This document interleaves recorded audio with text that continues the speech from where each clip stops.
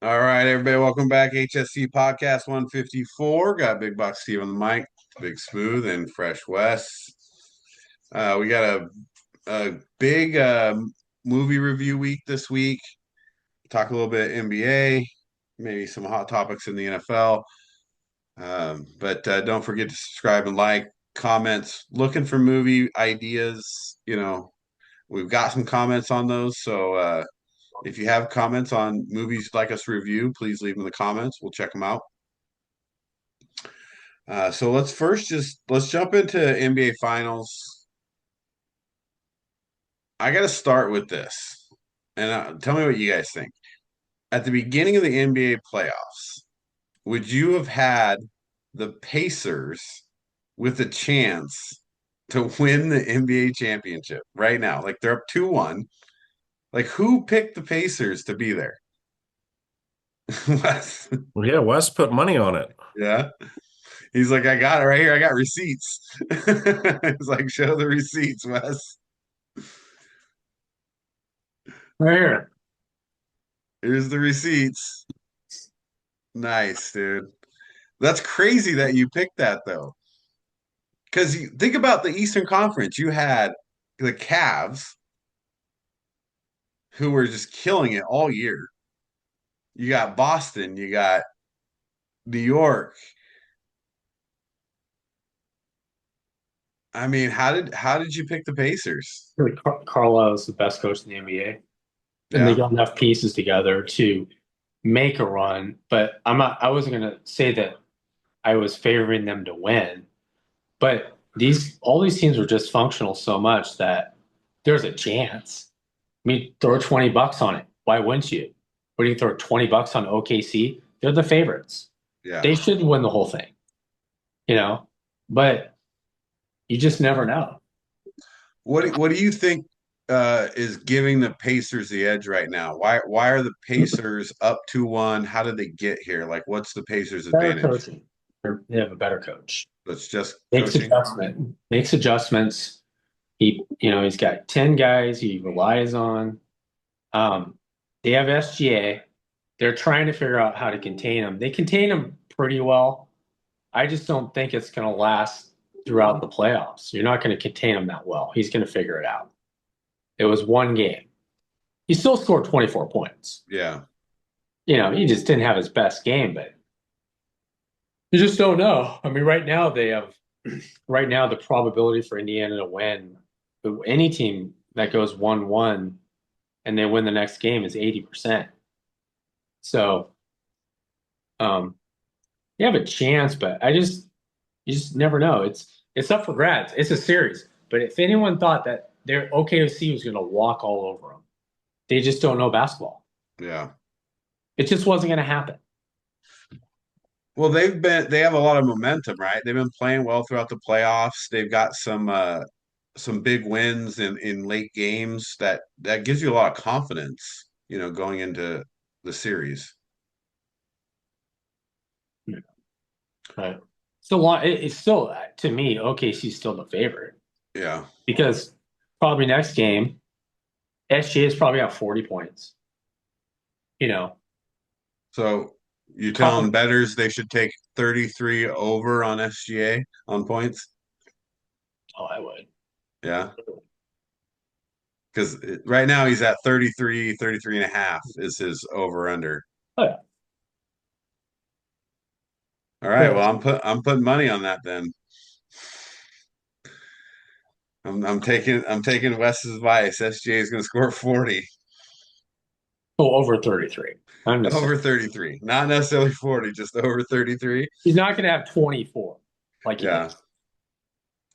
Well, he kind of I mean, he was on his way to over 33. The fourth quarter, he just didn't score anything because he had 24 at the end of the third or 22. He just didn't score anything in the fourth. I don't. I think OKC's problem personally right now is they're going too much to like Jalen Williams. Jalen, yeah, he's very streaky. Yeah, And so they're looking for that second component. And it's like, it should be Chad. Right. over Jalen. I mean, to me, it's even Chet. He made some bad plays in the fourth quarter. It's like it's all on SGA. He has to make everything go, and everyone else has to step up. And he can't do everything. No.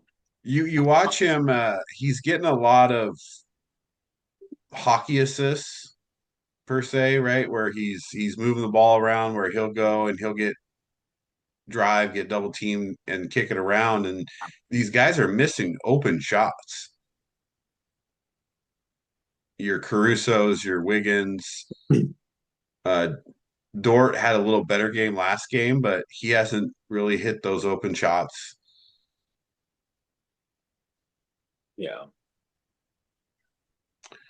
What's your thoughts there, Derek? Who's going to win there? What's the advantage? I really don't care. I hate both teams. The Knicks are not in it. He doesn't care. Um, I think it comes down to, and reason we were thinking the Thunder this year was because last year they completely shat the bed, right? They were supposed to be the team and they choked. And you thought, okay, maybe they learned from that. But in this series, when the going gets tough, they fold. And I mean, game one was ridiculous.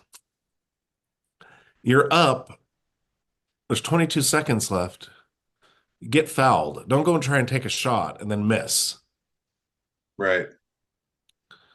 Well, So, they also, yeah, I mean, at the end of that game in game one, they became very passive. They didn't stay aggressive to win that game. It you really felt the Pacers coming back, and it's like you have to get fouled. You got to get to the line. You can't miss jumpers, and give them a chance to get back in the game, which is kind of what happened in game one. right. Yeah. So that's for me, I just think they're still too young and inexperienced. Where, the Pacers, like Wes said, you got Carlisle, you got Siakam, who's already won a championship, and he was a big part of that team that won. Uh, Halliburton, when he came into the league, it wasn't like he was a 18-year-old coming out. He had experience. They seem more like a team, experienced team that doesn't. That's the thing is like, when they played New York, both those teams were battle tested, and it was just the Pacers were better. And I don't feel like the Thunder feel battle tested. What do you guys think about, the guys coming off the bench, Obi Toppin, TJ McConnell for the Pacers? They're putting in big minutes, they're putting up numbers. Is that a benefit? Is that helping the Pacers right now more than OKC's bench is helping them? Well, yeah, Mathurin, what, put up the most points by a bench player since Jason Terry. Yeah. Big game Without like him, they don't win that game. yeah, 24 points. Whose bench is stronger, Wes? OKC or the Pacers? Right now, I think it's the Pacers. I mean, just because of McConnell. Look how the difference he made yesterday. I mean, overall, I mean, it's Carl knows how to use his bench better in different ways than OK's. I don't even he just has experience doing it. You know, um, No, I agree. I think I really think McConnell's making a big difference all playoffs for them actually. Because it's not just, I mean, it's not like he's scoring a lot of points, but he's getting a ton of assists and doing little things, rebounding, but still scoring 8 to 10 points a game on average, getting 4 or 5 assists a game. When Halliburton goes out, or you bring him in with Halliburton, he's been a critical part of them, being able to move the ball around. So who we taking? I mean, what's your guys' pick? I already took the Pacers. I'm sticking with the Pacers. Staying with the Pacers. So Wes got Pacers winning it. So the early prediction HSC podcast, we got Fresh West taking the Pacers. What do you got, Eric? Uh,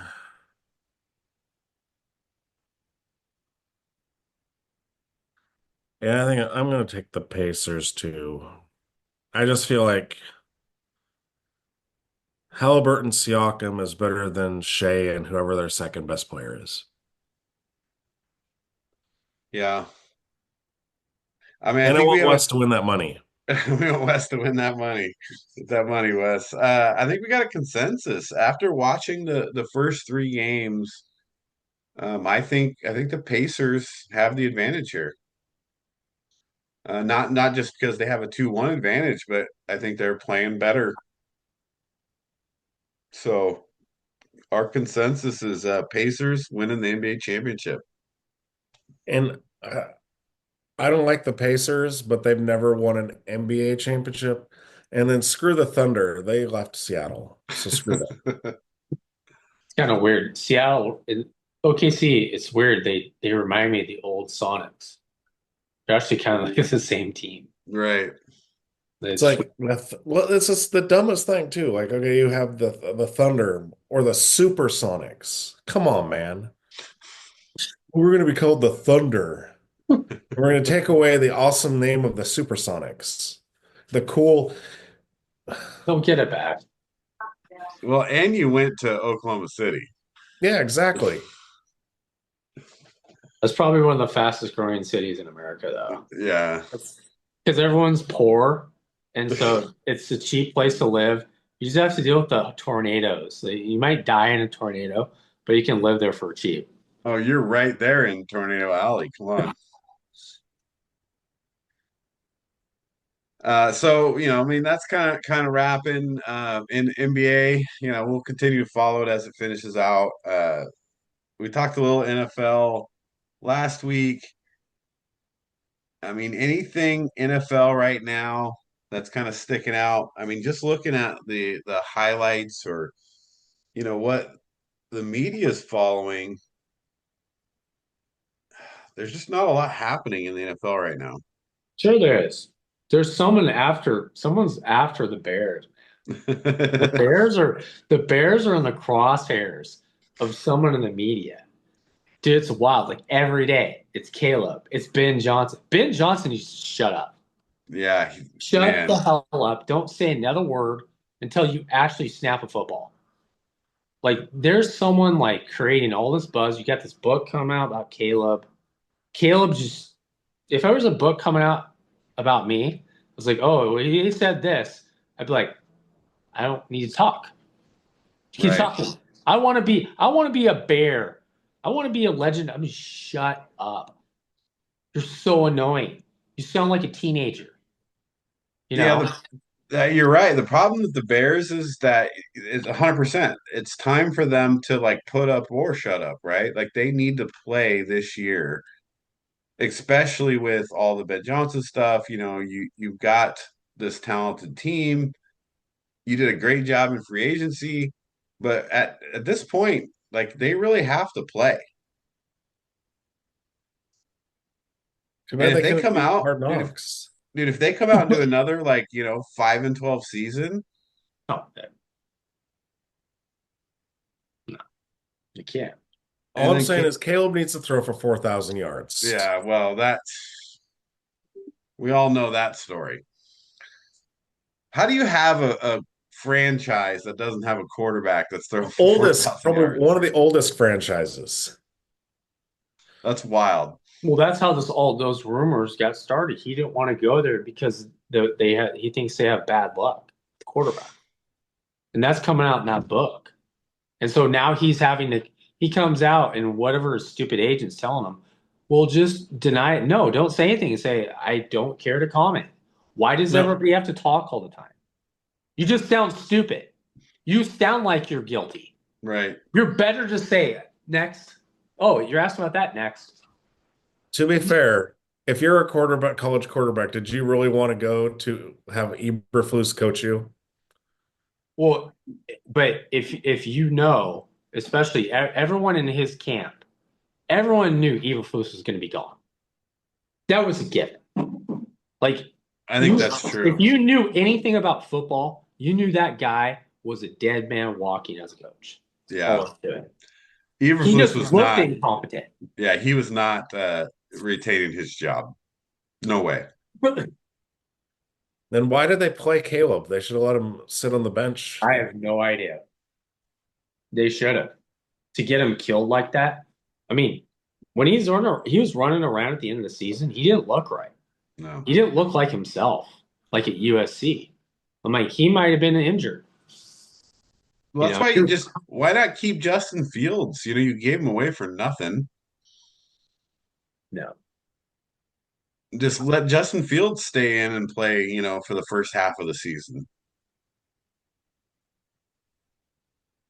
And now, look, Justin Fields, he's going to be a champion in New York. No, He went to if you're talking about cursed quarterback places, you went to but he has nothing to lose there. Think about it. The expectations are so low that I actually think he's gonna be productive. Yeah. I just don't think they can make the playoffs. Is he going to come out with the flat U.S. flag the first? He'll pull his Achilles tear an Achilles on the way out. Do they start on September 11th? They probably do. Oh, jeez. Well, that's Aaron Rodgers too. Like everyone's talking about Aaron, and we haven't talked about Rodgers yet. So I mean, this is we haven't. They just talk about it every day. He's a Steeler. I mean, is it good for the Steelers? Like, how does Aaron Rodgers help the Steelers? Gets them to 500. Maybe. That's about it. He gets them to 500. Well, what do you think? You think the Steelers can go to the playoffs with Aaron Rodgers? Yeah, I mean, it's Mike Tomlin, so of course he can. Kenny Pickett got him to the playoffs, right? I don't know who you're talking about. You're talking about Cody Pickett? Better known as Cody Pickett, the starter for the Browns. No, I mean, I watched, Eric. Sadly, I watched him in practice. I don't know why, but he's running around better. He does look more mobile. The only thing that concerns me is when he makes statements like, "Well, you know what? It's just a good fit for my soul." Like, what's your soul have to do it? Terry Bradshaw hates you. Like, you better get your soul aligned with Terry Bradshaw's. Because that's the face of the Steelers. Roethlisberger, we all know Roethlisberger. Tomlin, Terry Bradshaw. Go watch Super Bowl highlights of Terry Bradshaw in the Super Bowl. Good luck Patrick Mahomes doing that. I did hear something interesting, and I typically don't like the ESPN talking heads. But a good point was made is like, what would you do if you were the Steelers? Like, what other option did they have? What, you're going to keep Russell Wilson? You're going to keep Justin Fields? Get that quarterback from the Stallions. And what's his name? Magoo. Guy's pretty good, dude. I mean, at least maybe. give him a tryout.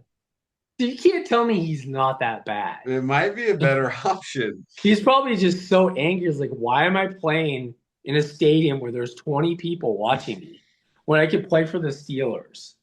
You never know. You could get the next Kurt Warner. Could be the next Kurt Warner, right? But yeah, I mean, you think about it, though, the Steelers were in a hard position, and there wasn't a lot available to them. Well, they could have drafted Jackson Dart. Yeah. Well, I mean, you're a Jackson Dart believer? Like he's your No, but like you said, they had no options. I mean, yeah, the only quarterbacks taken was Cam Ward, right? Before the right. Steelers picked. And it's messed up the way the Steelers are, especially the fan base. They think that with the core that they have, they can win a Super Bowl next year if they have a quarterback, which I think they're a little bit off. Like they don't have the core on offense to do that. But that's the mentality. It's like Tomlin's job is like that. It's like, okay, you if we have a quarterback, we can get to the Super Bowl. It's like, really a rookie quarterback? How many rookie quarterbacks have won a Super Bowl? Let me tell you, zero. You know, how many have been to a Super Bowl? Zero. It's like, and it's just unrealistic to think Jackson Dart or anything, oh, they're going to get us to, we're that good on offense. It's like, you're better than Baltimore. You're better than the Bills. No. You're better than, the Bengals. No, you're not. They're high. It's a fan base that's desperate for a championship because they've had so many championships for years. Yeah. And it's unrealistic. It's not going to happen. Now, Aaron Rodgers, does it give him a chance? With injuries in the AFC, maybe. You never know. Injuries changes the whole trajectory of a whole season. You know? You can say that about a lot of teams, though. It's like, oh, a bunch of injuries happen. We have a chance. You're saying there's a chance. Defensively, Remember, he said it's a good fit for his soul. So his soul is outside of the realm of what we're in. So maybe he knows something we don't know. Then he got married. Dude, and he's married? To who? Hopefully that's the thing is it's the mystery woman. They're not showing who she is, but so he's that's like, what oh yeah, I got married last month. 3 months. The next 3 months is like, every time I turn on First Take, who's the mystery woman? It's gonna keep her hidden so he can continue to be in the media 24/7. Yeah. But realistically, the Steelers defense is solid, right? Well, JJ Watt's not even showing up to camp. Yeah. He wants more money. Well, everyone else is getting paid. Why not him? Yeah, I mean, they all want more money. I mean, when a punter is getting paid so much, JJ Watt's like, really? But the Steelers draft was kind of weird though, too, right? You take Derek Harmon.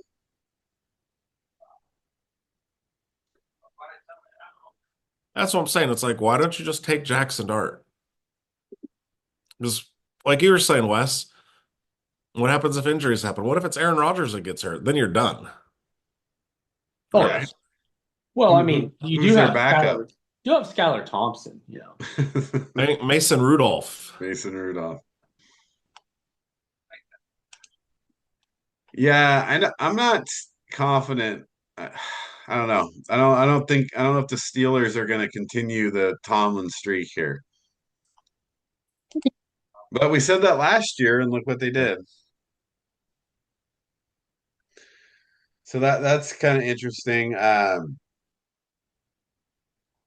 Obviously, Browns NFL or Browns quarterback camp has been interesting. It's probably That's ridiculous too. It's like they're keeping stats on their OTAs, and I'm like, dude, no one cares about OTAs. Yeah, but I guess it doesn't really matter. Have you seen like the JJ McCarthy stats though? Because we talked a lot about him last podcast. Were they bad? No, they're really good. Oh. Well, yeah, he's throwing to Justin Jefferson, Addison. I mean, yours might not be bad, Steve. I mean, think about it. Why do you think Aaron Rodgers took so long to make a decision? He's like, I want to go to the Vikings. That's a Super Bowl. That's a wrap. It's like, here's Justin Jefferson. Oh, he's covered. I'm going to throw it to the best number 2 in the NFL besides T. Higgins. It's like, it's just. it's a good spot for him right now. And but the problem, or not the problem, but the thing is that he looks really good, which It's for good. me is unexpected. I'm not a JJ McCarthy fan. But he I played. think it's Kevin O'Connell. Think what he did for Sam Darnold. I mean, how many teams was Sam Darnold on before all of a sudden he became good? McConnell is gonna he's going to take his strengths and work with it, and he's gonna try to not expose his weaknesses. JJ McCarthy has weaknesses. At Michigan, he's protected by a great running game and a great defense and a great coach. And his coach was a quarterback, and he kind of protected him for for his whole career. But the arm talent is there. It is You like see the arm talent, he's the new Uncle Rico, dude. He can throw the ball over a mountain. just like And he Zach has some Wilson. Just wheels like Zach too. Wilson can throw over a mountain, right? Where's he at right now? Yeah, Zach Wilson's a good example of that. Oh, isn't Zach Wilson with the Dolphins? Yeah, you have Zach Wilson, dude. Tua's sweating. He's got Zach Wilson, and he's got Quinn Ewers. And I hear Quinn Ewers is very mad about being drafted that late. Wait a minute. Did you guys happen to see the Jalen Waddle? No, Dude looks like he's gained 30 pounds. is he waddling? Is he Literally, doing the waddle? literally waddling, dude. I was like, Jaden Waddle? He Is came it to muscle camp. or fat? Sounds like Dude, fat. he looks like he's 30 pounds overweight, dude. He's got Selfie, some man. time. They're young. It's if it was 30, if we needed to lose 30 pounds, it'd take forever for those guys. Yeah. It was pretty surprising though. Just I don't know if you guys saw that picture of him. It's crazy. You should check it out. Um, Dolphins. I don't have a lot of hope for the Dolphins this year. Oh, there's all this hype. We have a new mentality. We got this new. I go, wait a minute, you got the same coach. I mean, I'm not saying. What about Tyreek? I mean, you don't know the state of mind Tyreek is. He's like, am I really invested in this team? Which I could go to a championship team. This is a championship team. Like, no. God, I'm looking at Jalen Waddle's now picture. Dude looks like a fullback. Did you? Is that not crazy? Yeah, it's like his shoulders got huge too. It's the most wild thing I've seen for a receiver of what his status used to be. Right? He was that kind of good He almost route looks like they runner. put Derrick Henry there. Yeah, it's pretty wild. Dolphins all also. Let's talk about Dolphins for a second. Is A Chain that good? Like, what's A Chain going to do this year? Is he a top fantasy pick? Is he a guy you want to ride? I think, isn't it right? Is that who that is? The other Jalen Wright, right? They have a couple guys. Well, they got Mosert's gone. Yeah, Mozart's a Raider now. I thought it was Jalen Wright. Yeah, I think you might be. Oh yeah, yes, Jalen Wright, and Yeah. They have Madison too, and they drafted Ollie Gordon, which I think is a great draft. Yeah, so I don't know. I think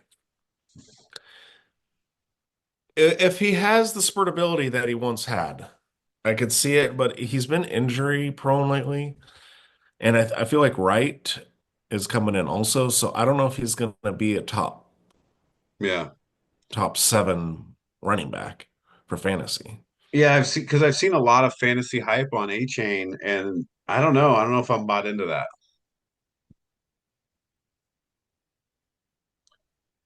I think your his durability has to be a question, but he has the big playability, which Yeah. anytime you're drafting a running back, you want that he can go for 50 yards and a touchdown because that gives you, 11 points right there. Right. But yeah, I'm not really really high on the Dolphins right now. Looking at their roster, their defense doesn't look strong. And this kind of comes back to the Patriots thing, right? Yeah, Jets are down. Patriots overtake them. Yeah, Jets are down. Dolphins don't look great. Like Patriots have that chance to kind of jump up into that second position. But they're all going to be under 500, and then the Bills will be like Yeah, 14-3 or yeah. 15-2. Bills definitely look good. I don't think you can. I don't think you can give that division to anybody to Bills, obviously, but the other three teams are very questionable. Yeah. I mean, here's the thing is you got rid of gosh, why can't I think right? The defensive guru. Um, For the Dolphins? yeah. Well, he's now the Vikings defensive coordinator. He was the head coach. Oh yeah, yeah. Brian Flores. Flores. Yes, I mean, he got what, 3 years and did about the same that McDaniel's done. right.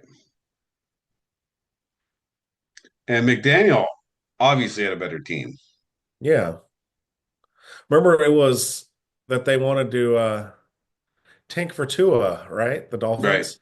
Tank And for then they Tua. ended up with an okay. I mean, it was still bad, but it wasn't like, and then they still ended up with Tua, but he'd overachieved with that team. Right. Yeah, Dolphins definitely on their way down.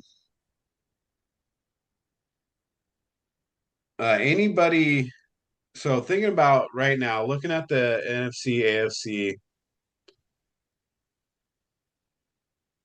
be honest, the AFC, looks pretty open. Like you got Baltimore, you got Buffalo, you got the Chiefs. I really don't see any other teams that are really sticking out in the AFC. Well, you got those are your perennial three, and then you got the up and comers. You have the Texans, the Broncos, the Chargers. They're all like sexy picks because they got young quarterbacks. Or Bengals, like you the got to throw the Chargers, who Bengals they in always there. say is going to be good, and then, but like we said before, a different head coach now, so maybe the hype will finally match the Chargers. Yeah, I don't know that the AFC is going to be as strong as I think they were last year. NFC does look a little stronger. Really, does it though? Because the South and the West kind of not that great. Dude, everyone's talking about the 49ers. They're back. I'm like, you guys are high. They're back. Oh yeah, yeah. Of course you're gonna say they're back because they're like, hey, we need to legitimize the fact that we paid some dude 50 some $1 million, to be our quarterback, which I mean is ridiculous. It's insanity. He needs to start doing commercials. He was, I Yeah, remember as yeah. a Oh, kid, oh, dude. you want to get just like Burrow and and all these guys is like, hey, you want to get paid that much? How about doing some commercials? Hey, why don't you learn from Michael Jordan? He might teach you something about winning and how you market yourself and how you make money without bleeding your franchise and your fans. By the way, bleeding your fans to death with ticket Right. prices where we can't go watch a Bears Raiders game because of $400 effing dollars because we got to pay freaking Geno Smith. Well, let's talk about the Raiders for a second. What are the Raiders' playoff chances? Like, well, of course they're pretty high. The only problem with is they shouldn't go to the playoffs. They should tank so they can get a real quarterback. But of course they're high. They're going to be higher now. They'll probably make the playoffs so they don't get Arch Manning. They'll get like what? the kid from Oregon or something. They'll do that. Well, looking at the AFC right now, it does look like the Raiders have a pretty good chance. Well, if you look at what we said, the East, it's just Buffalo, really. Right. Maybe the Dolphins surprise us. The South, it's just really the Texans or maybe the Texans, Jags, right? We don't know. The Colts. Colts, Colts with Daniel Jones. They said they predicted Daniel Jones the comeback player of the year. comeback player of the year, Daniel Jones. The problem is he's thrown to the wrong team. The only problem is Daniel Jones. But you know what? I'm not gonna. Stranger things have happened. I mean, look. A lot of strange things have happened in the NFL. Like they got a pretty good nucleus. I'm not saying they can't make the playoffs. Like even, you know, it's still going to be like the Chargers probably. Chargers are going to make the playoffs. Chargers look good. I would Can't- definitely say Chargers are right there, probably in the 5th seed, right? Yeah. Well, they might, who knows? Like, I can't, it's hard to say this because they always prove you wrong, but the Chiefs might take a step back this year. You never know. And we say that every year. I know, but they But are they history, not? I mean, they were what, like 8-1 in one score games last Yeah. year. You can't replicate that 2 years in a row. That's tough. Here's the key. Maybe they'll realize that we need to stop doing commercials because we look like idiots. And maybe we should just go out there and play football, and they'll probably win every game. I mean, that's the whole thing. If I see one more Andy Reid commercial, or he's just dude. Even Bill Belichick, I know he has like some freaking 20-something-year-old girlfriend, but he's not going to do that to himself on TV. You know. Oh, the Allstate commercials, dude. Dude, just Or stop. State Farm. The State Farm. Save us all. Just stop. How about the Broncos? I mean, I know you guys hate the Broncos, but they did pretty well. Their running backfield is real deep. Bo Nix obviously coming off of a pretty good freshman season. Yeah, On paper, it looks good. But remember, on paper, the Texans looked good last year, too. Look what happened. Sophomore slumps happen. Is it going to be Bo Nix? Is it going to be Jaden Daniels? Is it going to be Caleb Williams? Who knows? One of those rookie quarterbacks is not going to have a really good second season. Yeah.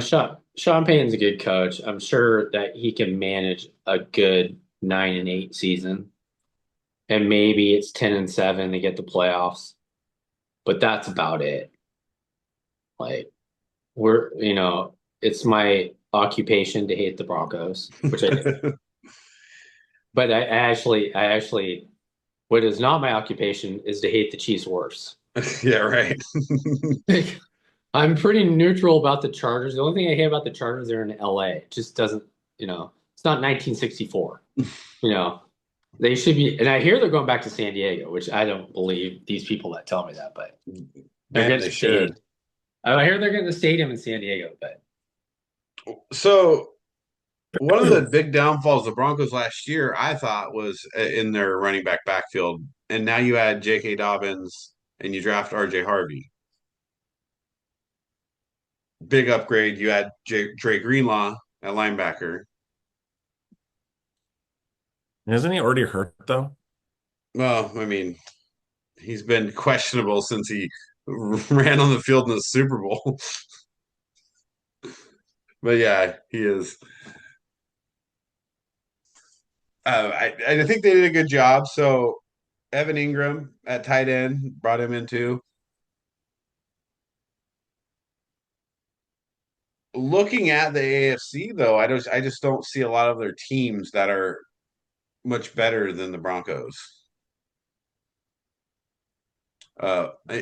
Outside of the division winners. I mean, I don't, every day we see the headlines with the stupid quotes. I wish I would have just wrote down all the dumbest quotes from those facility first takes from all these quarterbacks. Caleb's the worst by far. But Dak, I mean, we could just rank how dumb. None of these people should talk. I would put a freeze on everybody. Nobody talks. Because you just you're gonna make us lose. Like you're digging us a hole already, especially Caleb.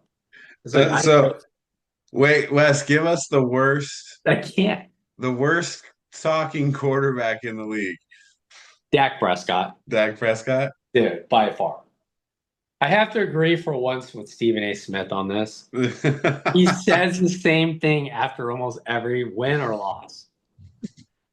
It's like It's on to Buffalo. it's on to Buffalo. It's just like you don't want to dislike the guy, but he's creeping up on the all hate team. Yeah, I think he's on right. The practice squad right now. I mean, just kind of looking at the teams and thinking about the starting quarterbacks, I think you might be right. Yeah. But I mean, Cowboys, geez, what a dumpster fire. Hey, why not? They might make the playoffs. You better. You got what Dak Prescott, got Pickens and CeeDee Lamb, which it's a good thing to have Pickens because I think you can contain CeeDee Lamb to a certain extent. Now you have Pickens. I mean, they got some weapons. They should make the playoffs. If they don't, then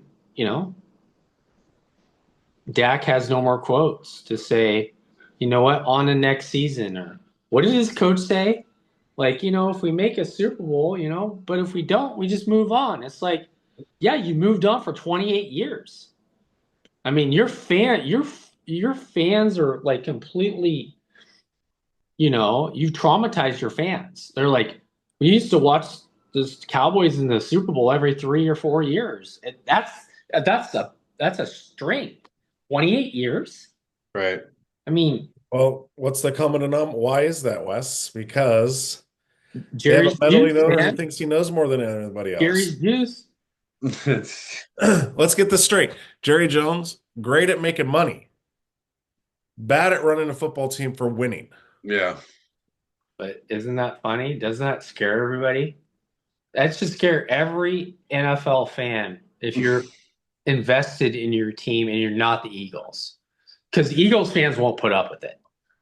But if you're a team like, hey, you know what? We made 15% more than we did 5 years ago. We're doing good. And your fans are drinking themselves to death. And you have a problem. Themselves to death. But it's still business. Yeah, it's business. But you know what? You're in the business to win a Super Bowl. It's like that. I mean, come on. Isn't that what it's about? It's like Dak Prescott. Should be. Dak got paid by metrics. He said, look, I help bring you in this much revenue. You made this much 10 years ago. You're making this much, so I get this much pieces of the pie. And you're an owner, and you're like, well, yeah, you kind of did. It's not you, but you were the quarterback. So that's why you make this. Look at Brock Purdy. And it's all about metrics and business. It's not about winning. Well, we Brock talked Purdy about went this to a before. Super Bowl. Yeah, Purdy has the receipts. And he went to a NFC Championship, right? True. Okay. True. That is true. So that means they're going to win the Super Bowl this year, right? No, absolutely not. Jordan Love's going to win the Super Bowl. Jordan Love. Yeah, let's not talk about Jordan Love. Off his back foot the entire game. No, he said he's going to work on that. What are the chances that the Eagles go back to back? Very good. I think it's very good. I don't think so. Oh, a little dissension. Well, they lost all their depth on their chances. defensive line, and that's what won them the Super Bowl. Right. Well, They still have a lot of talent, though, Yeah. But they especially on traded offense. Bryce Huff. They let Williams go. They let Sweat go. I mean, Well, okay, so the question is though, with the offense they have, though, you got AJ Brown, you got Devontae Smith, you got Saquon Barkley. well, I mean, the Lions got better, right? I mean, Yeah, but they have Jared Goff at quarterback. Oh, there we go. is Jalen Hurts that much better of a passer than Jared Goff, though? No, No, and I guess push that's the big push, man. question. The big Yep. question is Jalen Hurts good enough to lead them back to a Super Bowl? Because I think they have the talent around him. No, it was funny because Sirianni said today, he's like, we're gonna do some modifications to the tush push. I go, what kind of modifications are we talking about here, dude? You can run the option out of it? Like, what are we talking about? These It's got the quotes, Fumblerooski. these Fumblerooski. quotes, these quotes. Bumbaruski. Uh, yeah, I mean, so I guess Jalen Hurts is the question in that team for me. But then he's also been to 2 Super Bowls. Right. Then now we're making that Super Bowl But argument, Goff's right? been to a Super Bowl too. Well, and then Eli Manning's won 2 of them against Tom Brady. Apparently, he's the best quarterback in the world. Well, apparently everyone's mad he didn't make the Hall of Fame in his first time. Dude, Brad Johnson won a Super Bowl. Right. Stop. Right. Trent Dilfer. Where's Brad Johnson now? But yeah, with Brad Trent Johnson, Trent Dilfer. Dilfer only won 1 Super Bowl and only went to one. Still Brad Johnson. Yeah. I mean, I like the Eagles' chances given looking at the teams in the NFC. I think the Eagles have a good chance to win the NFC again. I mean, Detroit obviously last year kind of like, fell apart. I think they'll get back there. I mean, Hey. Eagles have to worry about Washington. Washington, They're good.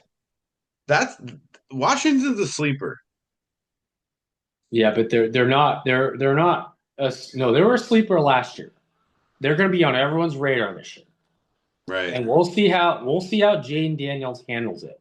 I'm sure he'll handle it fine, but they're not going to sneak up on people anymore.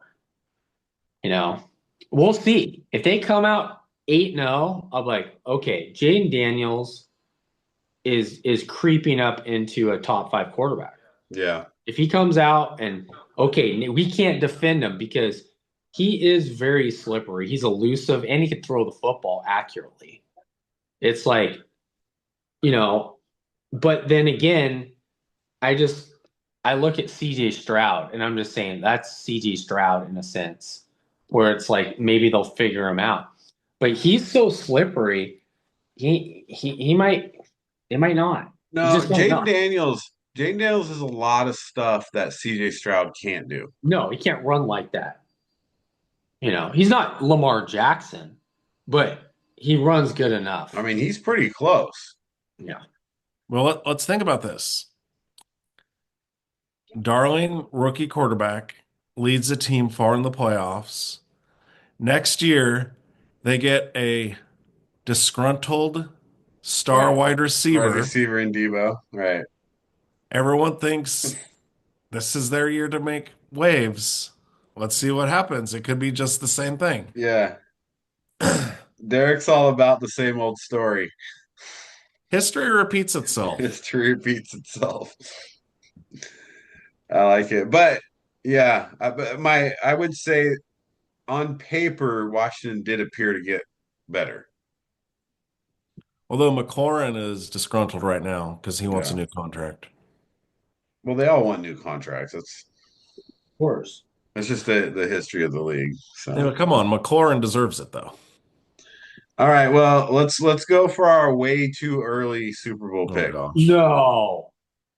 The way too early Super Bowl pick. The Browns versus the Niners. Not who's gonna win it. Not who's gonna win it, but who's gonna be playing in it. And definitely not picking the Browns. I'm going to be boring. Lions, Ravens. Lions, Ravens. Bengals, Lions. Ooh, Bengals, Lions. I'm gonna go Buffalo, Philadelphia. So that's our way too early HSC podcast Super Bowl picks. Mark it down, write it down. We'll put it on a short. That when it happens, then we can say, look how smart we are. All right, well, we'll wrap sports there. We got some movies to get to for our double weekly movie review. So we'll be right back with the weekly movie review. All right, we're back for HSC Podcast 154 weekly movie review. We've got 7 movies for you this episode. Uh, Before we jump into these, appreciate comments and the views for the last movies we reviewed. We did the war movies. Some good comments, a lot of good great views. And again, if there's any comments you want to make about movies you'd like to see us review, please leave that in there and we'll check them out for you. Or topics or Yeah, directors or actors that you want us to do movies on. actors would be great too. Love it. Because this week we're starting out with Quentin Tarantino movies. And man, this guy makes some long movies too. This is our trend, right? We're reviewing long movies for you guys. Hey, mine was like 90 minutes. Yeah. Yeah. So well, let's start with yours since it was the shortest. Um, a great movie, Reservoir Dogs, Quentin Tarantino. Uh, I mean, I'll lead off on this one, and so Wes and I will comment on, it, and Derek can give us the recap. This is again one of those movies I've only seen a couple times, and it'd been a while. So watching again really kind of like sparks things that you remember from it, or that you missed from it too. My biggest thing for this movie was Steve Buscemi. He absolutely killed his role in this movie.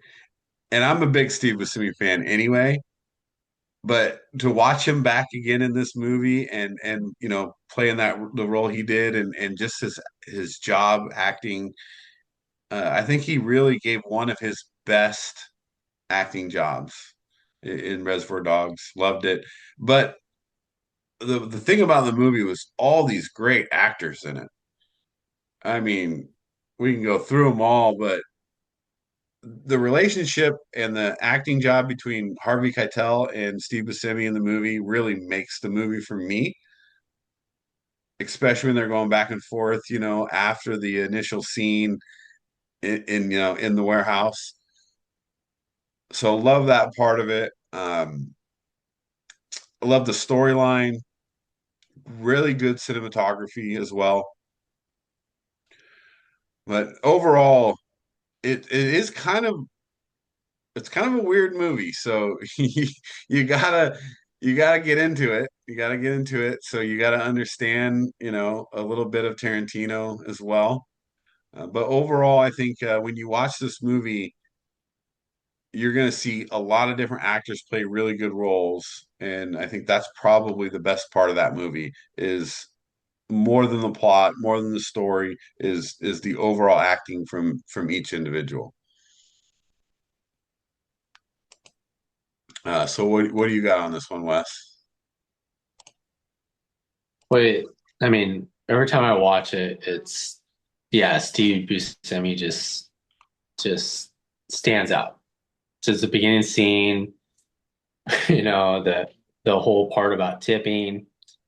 Um, Tipping. I love that part. it's just, I mean, is it a violent movie? It's Quentin Tarantino. That's what he does. I mean, but the cast is amazing.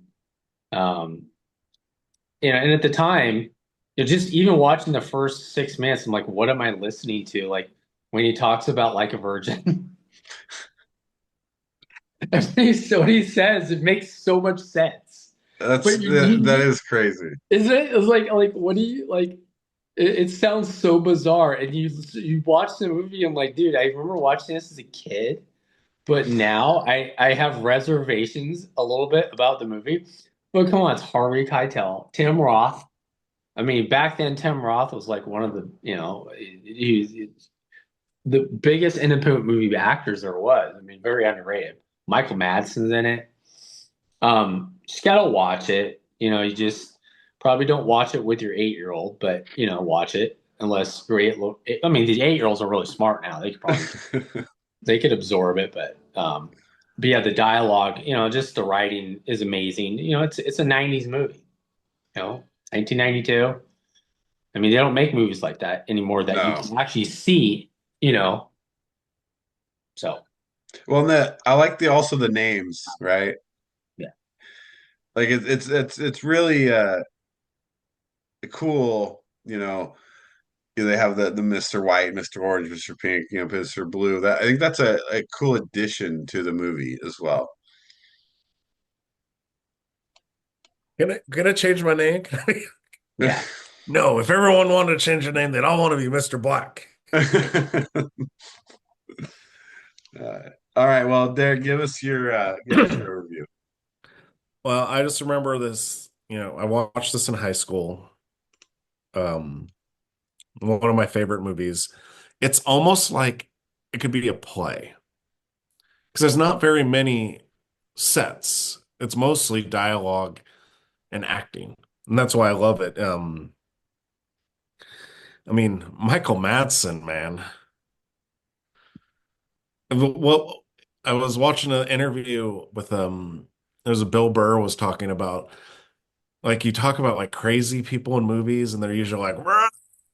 And then you got someone like Michael Madsen whose character is just so chill. Right. And then you're like, man, that guy is scary. Yeah. Because he's just like, they shouldn't have done that. That's what they get.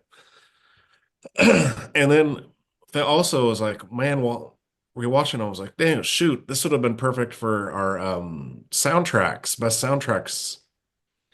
Because that soundtrack is amazing in this movie. And like Wes said, though, it all starts the beginning, sets the whole tone when they're all sitting at the table and Tarantino's discussing like a virgin. And then you got Steve Buscemi talking about no tipping. And then you got Joe reading in his address book about stuff. Just and then you get to the whole classic walk. Like that's been imitated so many times after that to start the scene. Yeah, it's in Swingers. It's like Swingers. the slow motion scene in Reservoir Dogs. That's That's the money. money. Remember? It's That's like the it's money. money. Yep. Yeah, and yeah, the whole cast, like what and see that's what I kind of feel sad about. We don't have movies like this anymore where it's like an independent movie about acting and like dialogue and scenes. And even like, we didn't no one's mentioned Chris Penn. Chris Penn was amazing in this Oh too. yeah. So this was Tarantino's first movie that he directed. I mean, he'd written Natural Born Killers and True Romance, but sold both of those before this, so he could make this movie. Yeah, So and he wrote and produced this one or yeah, directed it. yep, yeah. This is why when I think Tarantino, I think this movie. I know a Yeah. lot of people think Pulp Fiction or now Inglourious Bastards, Once Upon a Time in Hollywood, like stuff like that. But for me, it's Reservoir Dogs. Yeah, and it's kind of crazy too that you don't really know what's going on. Like you don't know what had happened until they like break it down throughout the movie. And I think that's what makes it kind of exciting and fun to watch. When you start Because getting the backstories of right, everybody. right, backstories come in and the story of what happened, right, comes out too, because they go from that beginning scene to the warehouse scene, and you're like, wait a minute, what happened? I want to know what happened, you know? Yeah. So I think that was it was well written. It was really good job by Tarantino in this one. All right, so that's Reservoir Dogs. Check it out. We'll get some shorts out there for you for it. Well, let's go to our next one here. I mean, Derek, you just mentioned it, and this is Wes's movie. So, Derek, why don't you lead us off on Once Upon a Time in Hollywood, written and directed Tarantino. Yep. So this was what the second collaboration for DiCaprio and Brad Pitt with Tarantino. I mean, because Brad Pitt had Inglourious Bastards in this, DiCaprio had Django in this. Um, it's just it's kind of a cool, and this kind of thing is like you talk about Tarantino. He is a movie buff, and ode to old Hollywood. And like, you get the bad dude country Western, TV guy, and it's now he's kind of past his prime, going to do spaghetti Westerns. And then you have Brad Pitt, who's the stuntman, who's helping him out. And then you weave in the Manson family. Just throw it And in so there. it's like a nice ode to like what could have been, how we can actually get to a point where Sharon Tate and the murders don't happen. And it's like a nice ode to what could have been in Hollywood with like what Sharon Tate and then J.C. Bring. And I mean, he had like, um,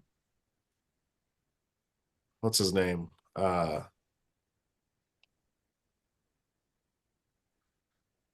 Um, you know, Bullet. What's his name? Steve Well, McQueen. Steve McQueen, yeah, Steve McQueen in it, right? yeah. Well, yeah, in the party scene, right? Right. And Was then that was the whole thing. And in real life, Steve McQueen was supposed to go to the house. Yeah, I love that. Um, the Hollywood version that he gives in the movie, what Hollywood was back then and what it was like, and I think it's a very like accurate portrayal of Hollywood at that time. Well, and then I was going to say too, so the Manson family, they're like the people that were playing that are all now up and coming actors. You had Mikey Madison, who just won an Academy Award, Maya Hawke, Sydney Sweeney, Austin Butler. Right. They were all in the movie. Margaret Qualley. They're all like up and coming actors now. And they were all in this movie, and you're like, who are these people? And now they're all much bigger. And that's not even, talking about the big stars in it, right? Like, obviously DiCaprio and Pitt, but you still had Emile Hirsch and Timothy Oliphant and Dakota Fanning and Luke Perry, like Al Pacino. Margot Robbie. Yeah, Margot Robbie, yeah. So yeah, it was just filled with just great actors. The storyline though is so captivating. Like it really draws you in where yes, Brad Pitt's the stunt man, but he's also Leo's basically his errand boy, his assistant, right? Doing all the work for him, but with him all the time, and then they're friends at the same time. Um, and then you throw in like now you're living in Hollywood next to Roman Polanski, and throw in the Sharon Tate stuff. It makes it even more fun to watch. I really just I really enjoyed the behind the scenes look that you get from the movie that isn't portrayed necessarily that well all the time. I think he did a really good job. Tarantino did at just kind of uh, showing what the real life kind of looks like there, especially with the part with DiCaprio becoming older actor, right? Where he starts feeling that, and you like, wow, they have that same thing that we do, right? When they get past their prime, and and start to have the same feelings of inadequacy. And I thought he did a great job of displaying that. And I actually really loved DiCaprio's role here and how he played the role. Brad Pitt was cool, like super cool. Like he's just a cool guy. But DiCaprio did a good job of showing some vulnerability.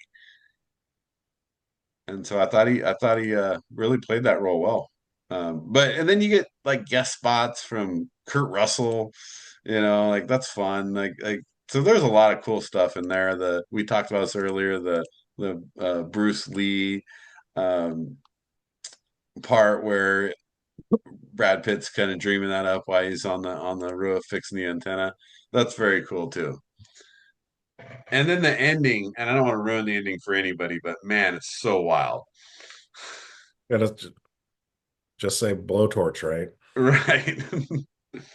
So break it down for us, Wes. Why'd you choose this movie? No, because it's always on. I've been watching it lately.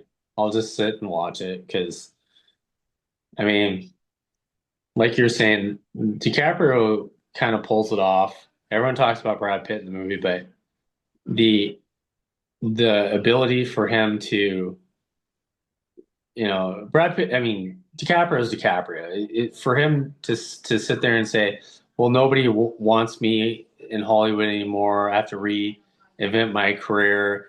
You see him break down at multiple points in the movie, and Brad Pitt's always like has to tell him like, "Hey, dude, you're the man. Don't cry in front of the Mexicans." All those scenes. He's his best buddy, but of course, Cliff Booth kind of makes the movie. I mean, the scenes with the hippies and like having my dad watch that, he's like, "Yeah, dude, my friends do the same thing with those hippies." It's just, the Bruce Lee scenes might be my favorite scene just because it's so bizarre and how like, okay, you have one more chance and he just kind of blows it, and he doesn't really care. He's like he's a war hero. Um, but yeah, it's just the acting, just the true stories, but then how you mix it in with fictional um, backstories. The ending, when I first saw it, threw me. I didn't really know much about the movie when I watched it in the theater, and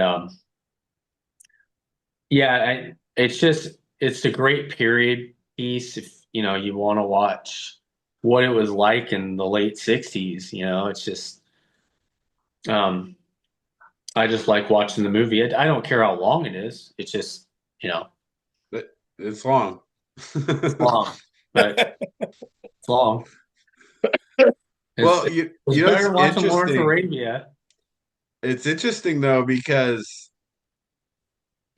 like Holly, for example, she's not a big fan of Tarantino movies or that type of action, but we were watching it and she was watching it and instantly she recognized the Manson Sharon Tate stuff, right? Because we know that's all women do is watch Yes. murder documentaries. But that's what's cool about it, right? It's like that tie-in into the movie of all that.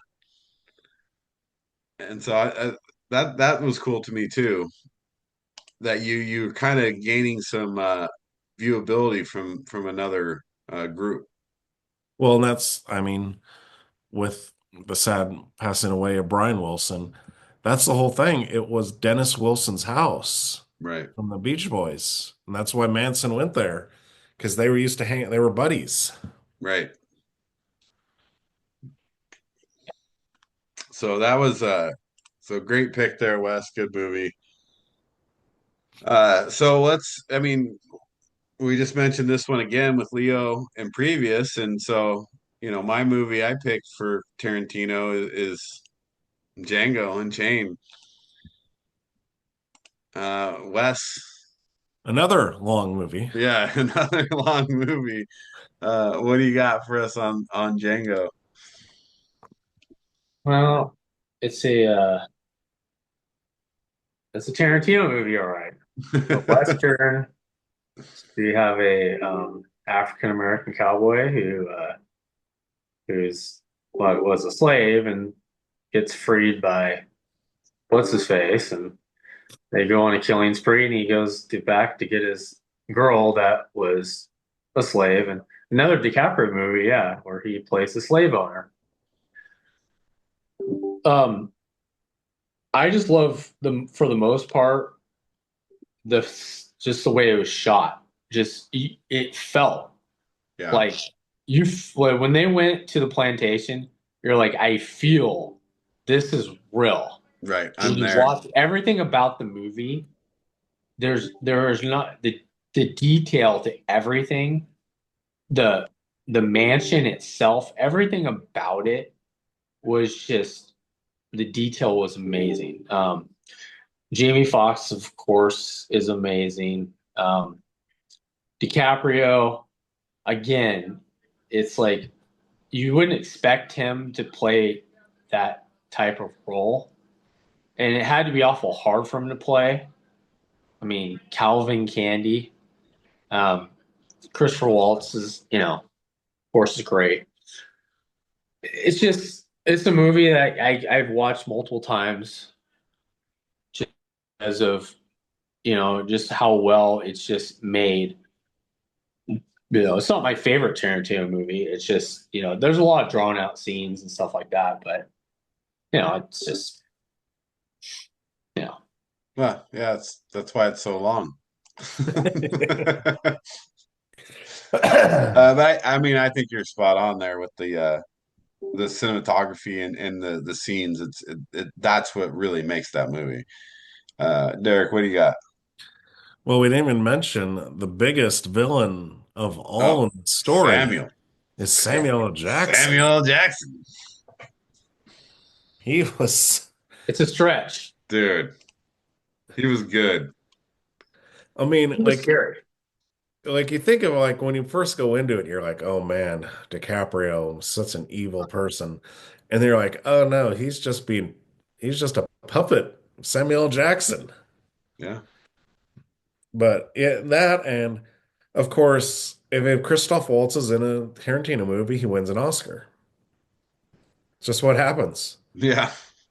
And he was great. It's like whatever Tarantino writes for him is just perfect.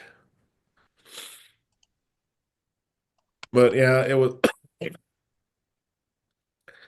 was a cool Western, it's Christoph Waltz is a German bounty hunter, and he teaches Jamie Foxx, Django, to be a bounty hunter and become like the fastest draw in the West. The whole scene, it was drawn on until they got to the Candyland, and then that's when it started to pick up for me. And so the whole, the whole once he started meeting with DiCaprio, and then the ending fight, like the battle scene, was totally like a Tarantino over the top action part. But yeah, I love Django. It's not in my top five Tarantino, but I love lots of Tarantino movies, so I can't really say it's a bad Tarantino. But it's very well acted, just long. Yeah, you always gotta I mean, Tarantino obviously just has a way with those ending scenes where everything gets bloody and messy and or over the top in it, and that's just his thing. And obviously, you know, he does it in most movies, in this movie too. I like this movie for, a couple reasons. Is, you're addressing, issues that people don't always feel comfortable talking about or watching or things like that. So that's one of the parts of the movie that I like, because you're obviously talking about 1850s, and slavery and things like that. I love the storyline between Waltz and Fox, right? I think it's slow, but it's building and it's important. And then DiCaprio and Jackson just come in like wrecking balls. Like it just changes the whole movie and makes it really watchable and exciting, and which is why I think that it got the commercial success, that it did, is those two guys coming in and kind of changing the movie. Overall, the job that Jamie Foxx did was really well done. I mean, I'm not a huge Jamie Foxx fan, as far as it's just straight acting. I think he's a funny guy. I think he's great as impressions, things like that. But this is one of the better times I think that he encompassed the character and really kind of and made it come to life. And so that's why I chose this one for one of the Tarantino movies. And again, it may not be his best movie, but I think some of the roles in it, especially from Walls and Fox and DiCaprio and Jackson, were all played so well that it just makes it a really a good movie to watch. But yeah, you got to be ready to invest some time. So last one, Tarantino, none of us picked it, but we kind of had to throw it in there because I feel like none of us picked it. We got to talk about it. It's Pulp Fiction, right? I mean, how many times have you seen it? How good is this movie? It's interesting as watching it for, I don't know, it is weird, almost an epiphany. I don't know how many times I've seen this movie. Um, but I was a little bit more like queasy this time around for some reason. Just the whole, well, the drug scene with That's Uma brutal. Thurman, and then the whole pawn shop scene. And I can't, I mean, it's not her fault, but the Butch's girlfriend annoys me so much in this movie. Yeah. Cannot stand her. But the whole like opening it up with Tim Roth and Amanda Plummer and then going into the start of Samuel L. Jackson with Travolta and then switching back and forth. And so that's what's the interest. It's one of those, it's where it starts there and then you go to a whole story, but they're not in order, Yeah. right? Because the Butch one is the last, supposed to should be last. But yeah, it's kind of like and the acting is so good in this movie. I mean, with Jackson and Travolta, Bruce Willis, Eric Stoltz, even well, Harvey Keitel, even Tarantino's little part. He, scene steals the scenes. Yeah. Calling in the wolf. Yeah. Uma Thurman, Ving Rhames, right? I mean, I even love I mean, Tarantino is funny when he does these little parts in the movies. I think he's great, And he's like, in this one especially, when he's like, "I don't need you to tell me how good my coffee is. I buy the coffee. I made the coffee. I know how good my coffee is." well, originally, I guess Eric Stoltz was supposed to play that part, and Tarantino was supposed to be Eric Stoltz's part. Nice. I didn't know that. And I think they wanted, or like Buscemi was supposed to have one of those roles, but he couldn't do it, so that's why he ended up being the waiter, Buddy Holly. Right. Let's see. So Wes, what do you got on Pulp Fiction?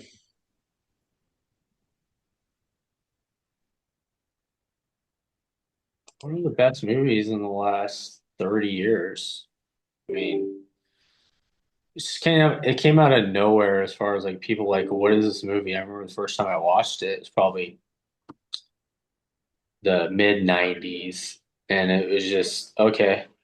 Oh, it's got Bruce Willis in it. It's got Samuel Jackson. I mean, back then Samuel Jackson had been a lot. It hadn't been a lot of movies. So when I first watched it, and you watch the first scene where Travolta and well, Tim Roth, of course. Tim Roth was in everything back then.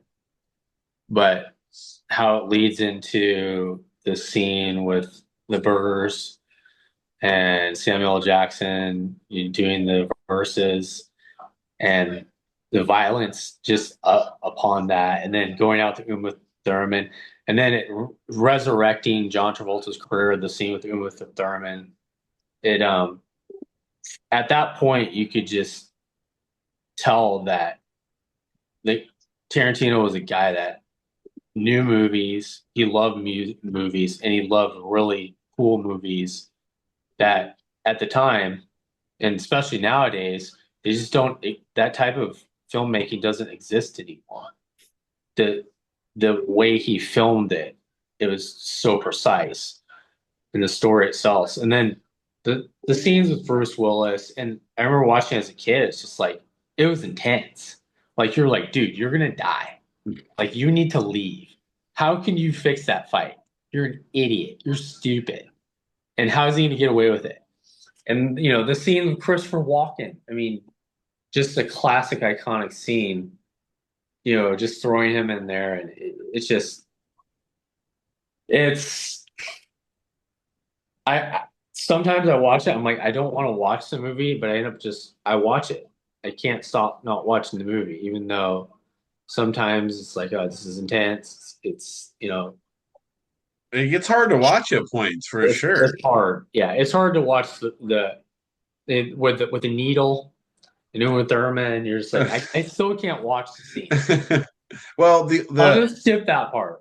The punch out part is hard to watch too, and Derek mentioned that earlier. But that's kind of the same thing. It's like all the stuff that Bruce Willis goes through in that short period of time. Because his girlfriend forgot the watch. Because he forgot the watch. So how told her to get. How he got so mad, and then he looked at the. I mean, basically just doesn't know anything, just scared her half to death, and he realized in his head, he's like, "That's your fault." Yeah. You ever feel that? You're like, you're yelling, you're like, "It's not your fault." Yeah. No, and then he's in the car. He's like, "Whoa!" He's like, so good. Like, I told her to give her one shot. Oh, it's so good. But you're right. I mean, that's you think about. I mean, that's what makes Tarantino a good writer, though. Is he writes that stuff in and makes you feel that that you feel the same way he did. You're upset, but then you're like, you got to realize it, right? Not your fault, like, right? But he was just saying that because he's scared her. He's like, no, it is your fault. It is. He just felt like he traumatized the girl. I mean, right. And he's like, he's a big dude, just threw a fight. Right. He's a boxer, Yeah. The out of chronological order stuff, I think, is really cool with this movie, and I think makes the movie. Derek, you mentioned that earlier. I think that really makes this movie very unique and more watchable than if you watched it all in order. Like, because it's out of order, it actually makes it cooler. Wouldn't you have liked to have seen a movie that was just Samuel L. Jackson, John Travolta's characters, though? Oh man, dude, they were so good. And then, I mean, you got to talk about the Book of Ezekiel quote, right? When he's, talking to him, but just the burger part is awesome though too. Like, he's like, that's a tasty burger. That's just Samuel L. Jackson at his best. Can have it sip your tasties. Yeah.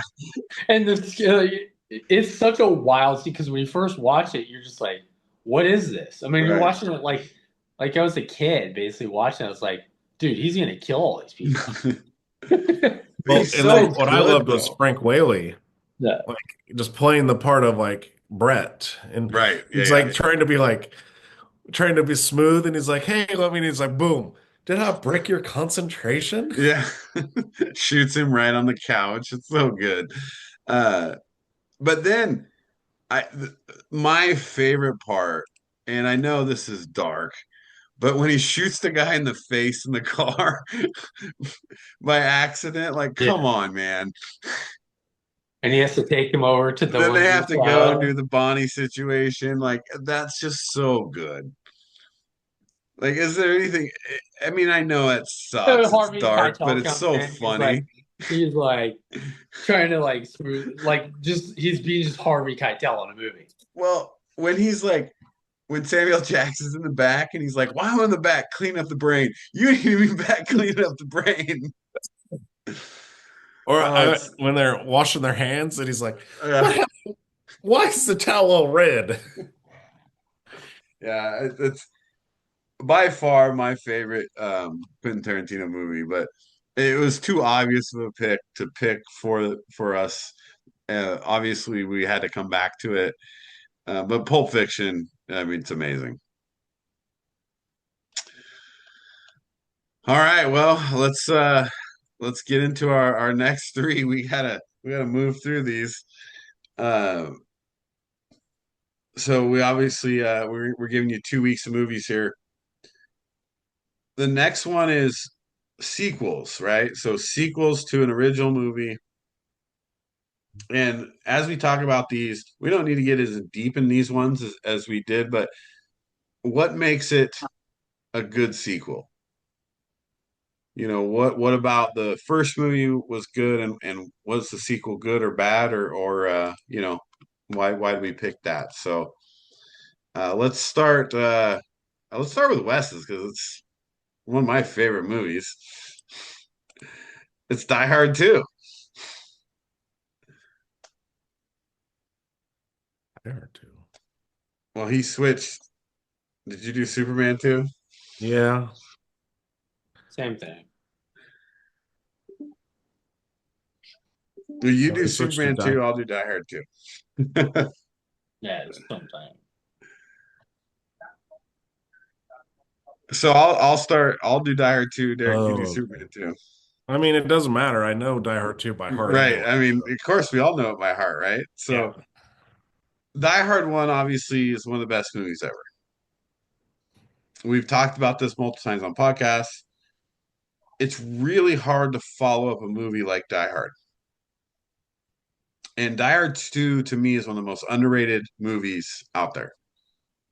The storyline is amazing. The plot is amazing. Yes, when you see it the second time, it's not as cool because you know the outcome. But when you see it the first time, you're like, wow, like this is so good that they, you know, and again, I don't want to ruin the movie for people who haven't seen it, but if you haven't seen Die Hard 2 at this point, like you're living under a rock. You have the army, turning because he infiltrated with his own people, but the whole thing with Bruce Willis, and it's not the same, even though he's like, how can the same thing happen to the same guy twice? Because it's not really as similar as the first one. But it's the same type of thing, right? There's a terrorist situation or taking over the airport and crashing the planes. But I think he does such a good job in this movie of, kind of playing the good cop, bad cop scenario like he did in the first movie, but in a better way, especially with making he makes friends with the engineer guy or the whatever you call that guy. I don't know what his job is, but the guy who helps him, with the antenna and all that stuff.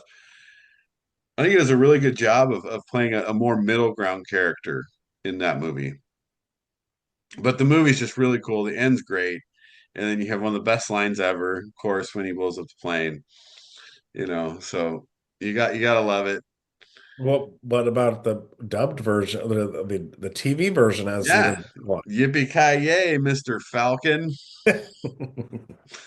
But very cool storyline though too. I love how they tie like a political um happening. I mean, not necessarily that that's a real thing, but they use like something that is a real scenario into the movie and how they're trying to take over the airport so they can get the drug kingpin over. Just overall, I mean, I think it's a very good follow up. There's not many movies that are great follow ups to the originals, and I really love Die Hard 2 for that reason. Yeah, I mean, there's not much else to say, Steve. You nailed everything about Die Hard 2. Except the snowmobile scene is awesome. We're on the snowmobiles and Oh, they're yes, with the running around in the blank. back. Gotta love that scene too.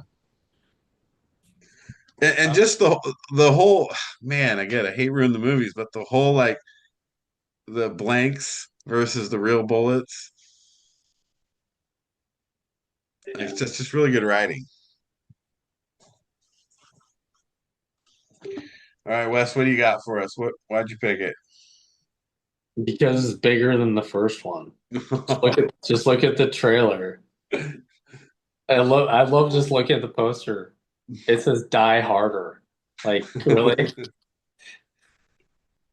No, just the lines like in the movie. I mean, I hate to say this. This is a really hard thing to say, but like when I was a kid, I was like, he's kind of like our John Wayne in a sense in that movie. Oh yeah. I mean, of course the first one's the first one. The first one to me always gets ripped when I was like, if I'm nominating a movie in 1980, whatever, I'm nominating that. It's not going to win, but you need to give that a nod. It's such a good action movie. I mean, the writing and everything. But the second one is not that. It's just like we're going to take it to another level. It's all about John McClane. I mean, they're in an effing airport on Christmas. Like, what can we do in an airport?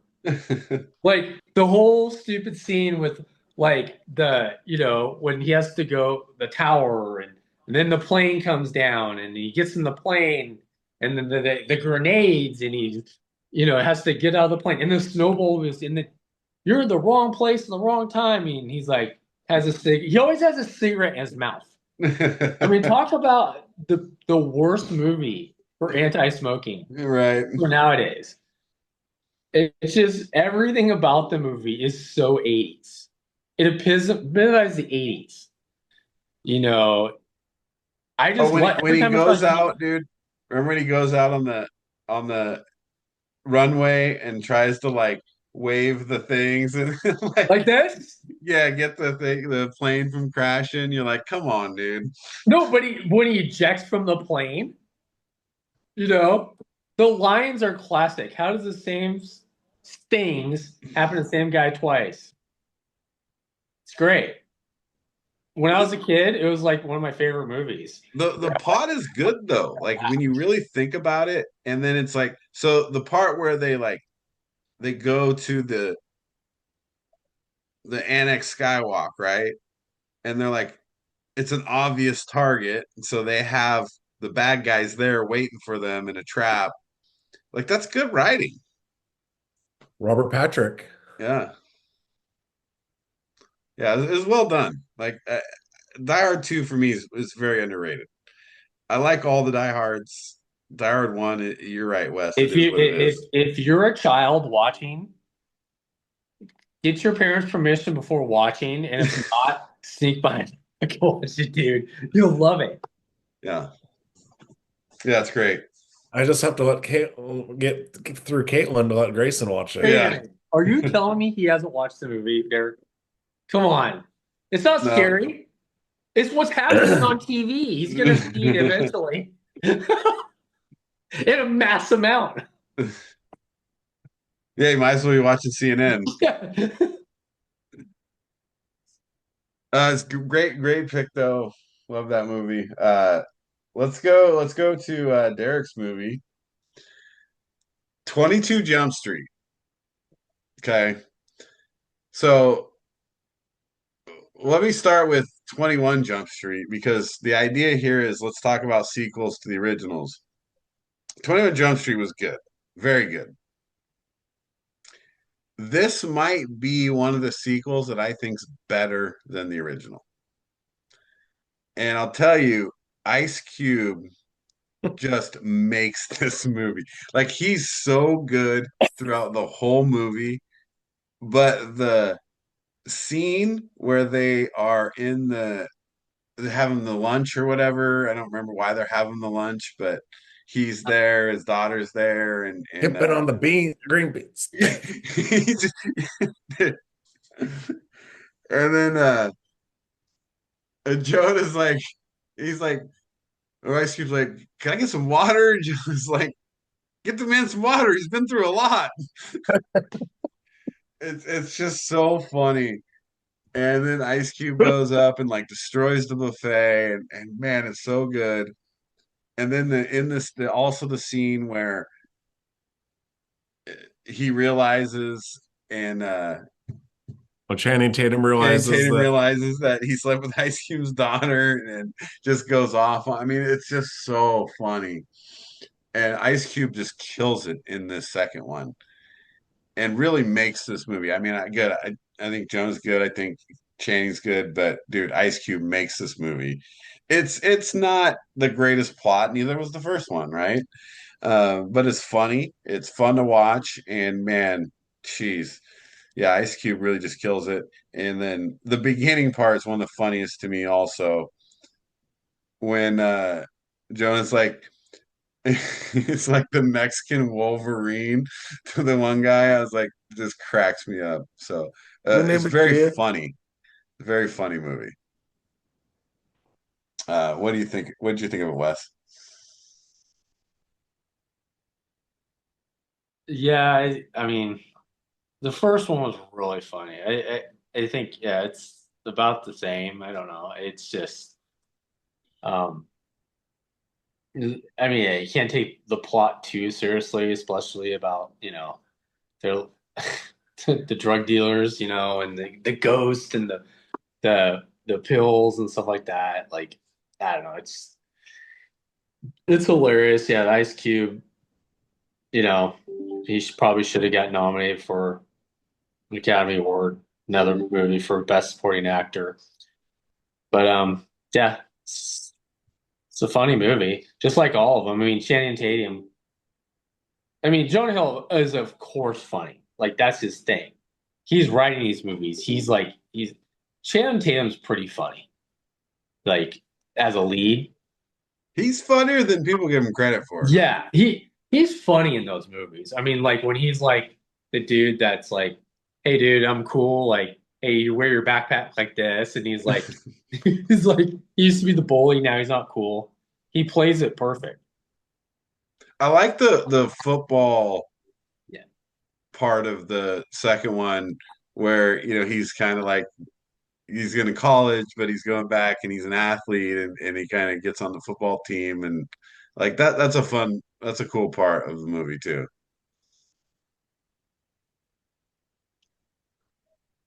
Give us your breakdown, Derek. Yeah, well, I picked this one because for me, I was thinking, um, is there any other movie where you're like have no expectations of it being that great than the first 21 Jump Street, right? You're going in and you're like, okay, just another reboot of a TV show.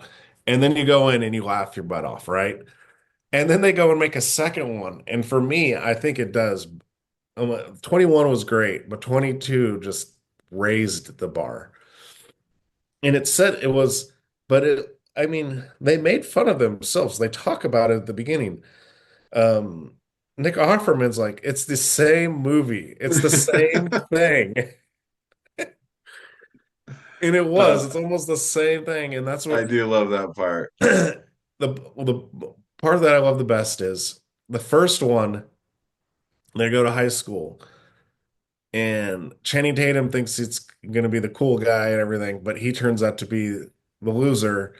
And we're like watching and we're like laughing because we're like, oh my gosh, Jonah Hill's cool in high school. What is wrong with this? What is wrong with the world? What's going Right. on? Then you go to college and then it's like, oh, everything's right in the world again. Yeah. Channing Tatum's now cool again. Yeah. Yeah. And then yes, the whole Ice Cube thing just yeah, when Channing Tatum like he's almost like a monkey and he's like, wait, oh.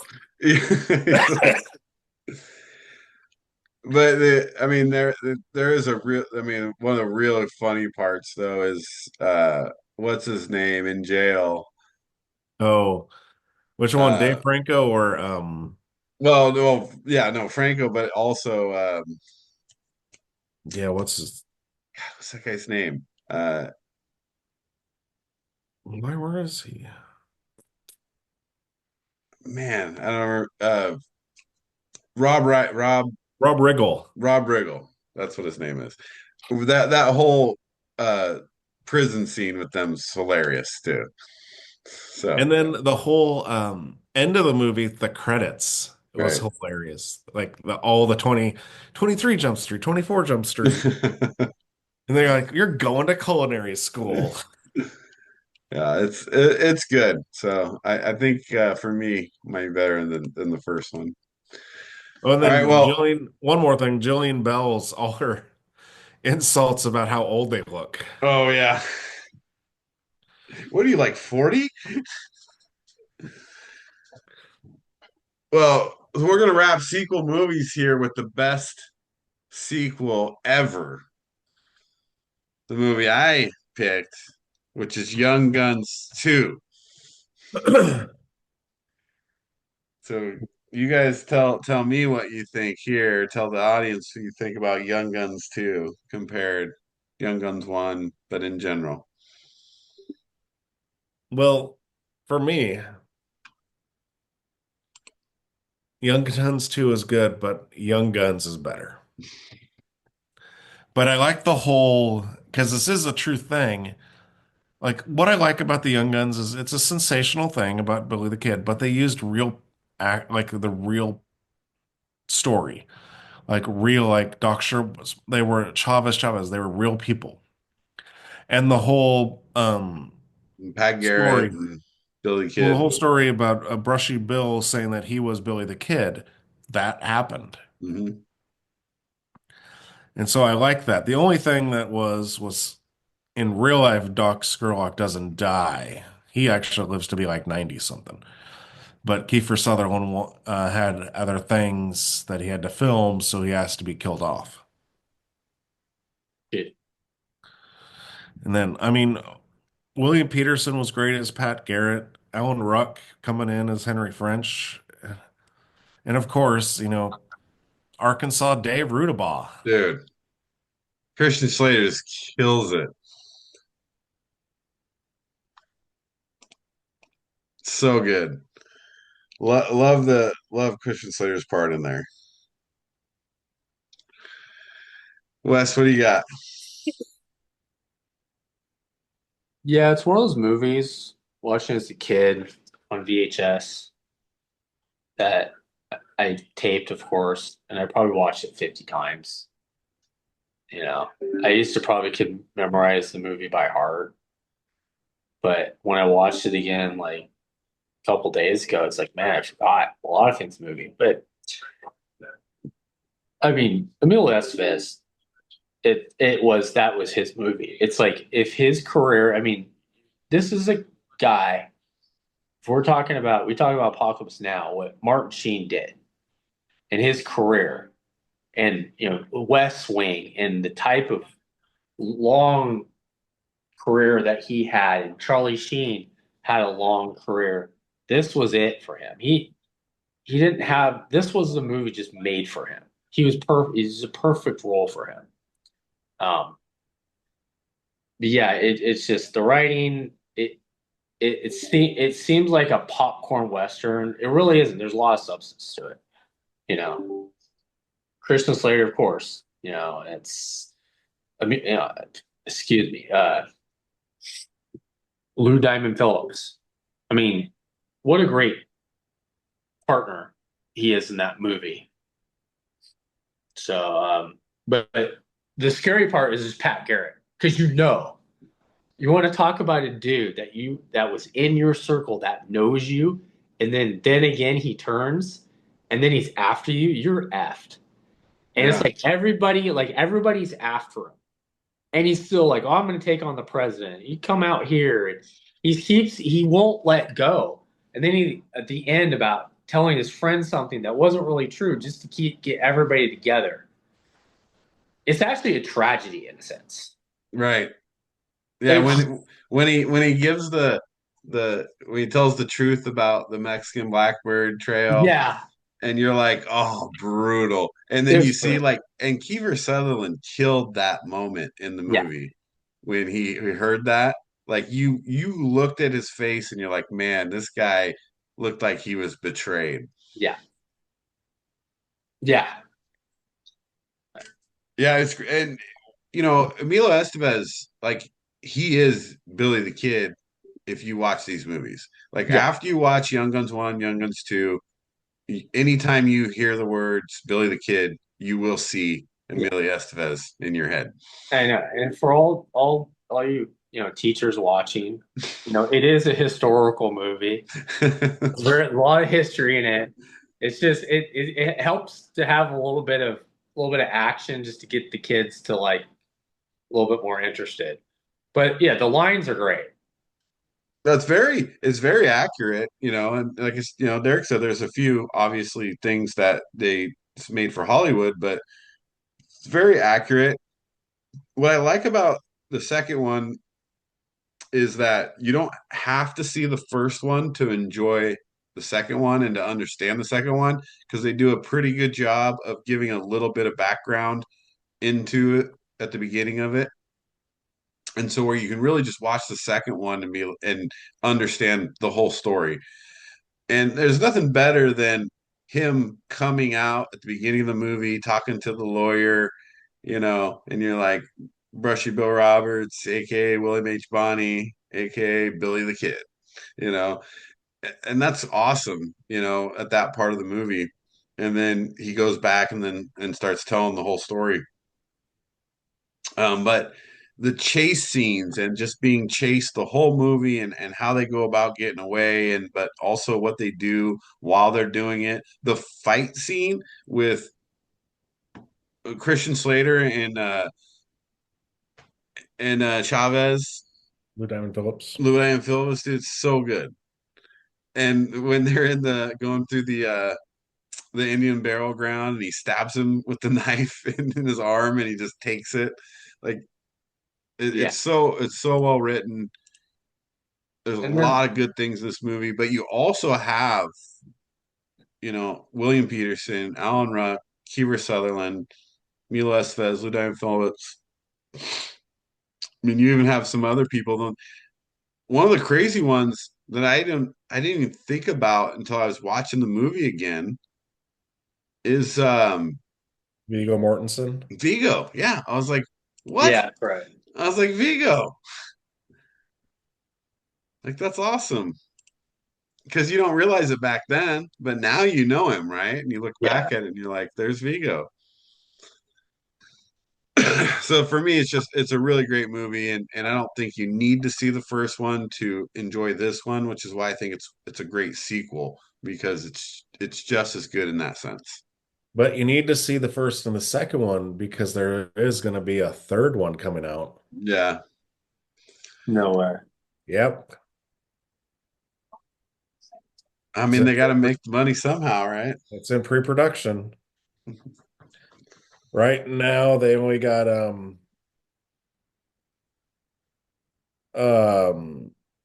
Lou Diamond Phillips, Christian Slater, and Emilio Estevez right now. That's all you need. That's all you need. You got They're that? not Young Guns anymore, are they? No. How can you call it Young Guns? They're still pals. Old Guns now. Come on, Tom Cruise just did another Top Gun. Wow. Dude's like 100. Billy the middle-aged. Billy the middle-aged. Oh, it's so good. Great movie though. So Young Guns 2, check it out. So we had Young Guns 2, we had 22 Jump Street, Die Hard 2. Those are sequels. Check those out. Quentin Tarantino movies, obviously Pulp Fiction, a couple other really good movies in Reservoir Dogs, Once Upon a Time in Hollywood, and Django Unchained. So we'll wrap the movie reviews there. Uh, Again, if there's anything else you guys want to hear, if you're still listening, you're amazing. That's awesome. But yeah, we'll wrap that there, and please leave in comments any movies or topics you'll see next time. So we'll see you.